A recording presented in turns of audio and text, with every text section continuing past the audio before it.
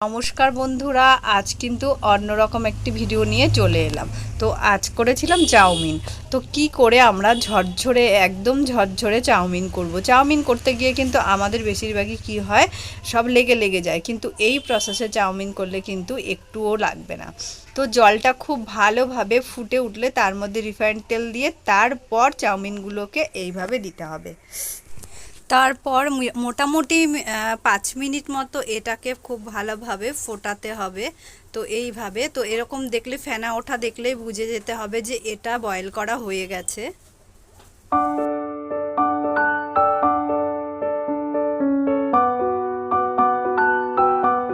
তো এইবার এটাকে একটি ছাঁকনির সাহায্যে জলগুলো ঝরিয়ে নিতে হবে। অনেকে ঠান্ডা জল ইউজ করে, কিন্তু ঠান্ডা জল ইউজ করলে কিন্তু এর টেস্টটা কিন্তু কমে যায়। এইভাবে করলে স্বাদটা কিন্তু অনেকটাই বাড়ে। আর আমি অন্য কোনো সবজি এর মধ্যে দেবো না, পেঁয়াজ আর কাঁচা লঙ্কা, আর এর মধ্যে অন্য কোনো ভেজিটেবল আমি অ্যাড করিনি। আর আজকের চাউমিনটা যেহেতু একটু অন্যরকম, ওই জন্যই করিনি। তো এর মধ্যে দিয়ে দিলাম 1 চামচ লবণ। তো একটু নেড়েচেড়ে এটাকে খুব ভালো করে ভেজে নেব। তো এটা মোটামুটি সেদ্ধ হয়ে আসার পর এর মধ্যে আমি দিয়ে দিলাম কয়েক টুকরো চিকেন।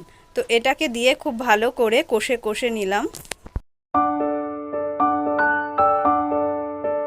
এবারে এটাকে কয়েক মিনিটের জন্য কিন্তু আমি ঢেকে দেবো, যাতে চিকেনটা খুব ভালোভাবে নরম হয়ে যায়। আর চিকেনটা সেদ্ধ না হলে তো আর এরপর ভাজার সময় কিন্তু আর সেদ্ধ হবে না, ওই জন্য এটাকে আলাদা করে সেদ্ধ করে নিলাম। তারপর দিয়ে দিলাম একটা ডিম ভেঙে এর মধ্যে।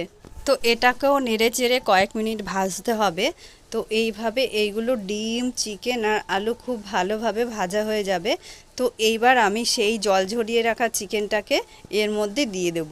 তো অল্প অল্প করে দিলে ভালো হতো, আমি একবারেই দিয়ে দিয়েছি, যেহেতু আমার একটু তাড়াহুড়ো আছে ওই জন্য একবারে, কিন্তু অল্প অল্প করে দিলে এটা বেশি ভালো হয়।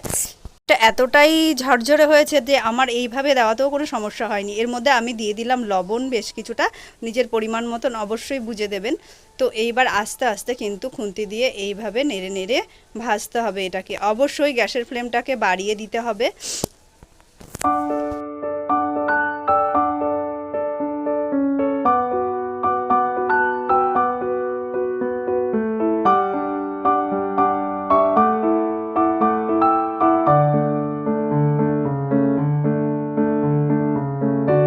আর এর মধ্যে কিন্তু আমি আর কোনো মশলা কিছু অ্যাড করব না। এর মধ্যে শুধু আমি কিন্তু ম্যাগি মশলা দেব। আর ম্যাগি মশলার ফ্লেভারটা আমার ফ্যামিলির সবাই ভীষণ ভালোবাসে, ওই ম্যাগি মশলা অ্যাড করেছি। তো আর এবার কিন্তু আমি একটা বাটির মধ্যে সয়া সস আর টমেটো সস একসঙ্গে মিলিয়ে রেখে দিয়েছিলাম। তো এইবার এর মধ্যে এইভাবে আমি দিয়ে দিলাম। দিয়ে বেশ কিছুক্ষণ কিন্তু এটাকে খুব ভালো করে ভাজতে হবে। আর যতক্ষণ না এই সসটা চাউমিনের মধ্যে মিশে যাচ্ছে ততক্ষণ কিন্তু এটাকে নেড়েই যেতে হবে। কন্টিনিউ এটাকে এইভাবে আস্তে আস্তে নাড়তে হবে। তো মোটামুটি এটা ভাজা হয়ে এসছে আমার। আমি এটাকে মোটামুটি এই রকমভাবে 10 মিনিট ভেজেছিলাম। তো তারপর দেখো খুব সুন্দর একটা কালারও এসে গেছে, আর খেতেও দারুণ হয়েছে। আর কোনো কিছু এর সঙ্গে অ্যাড করা দরকারই হয়নি।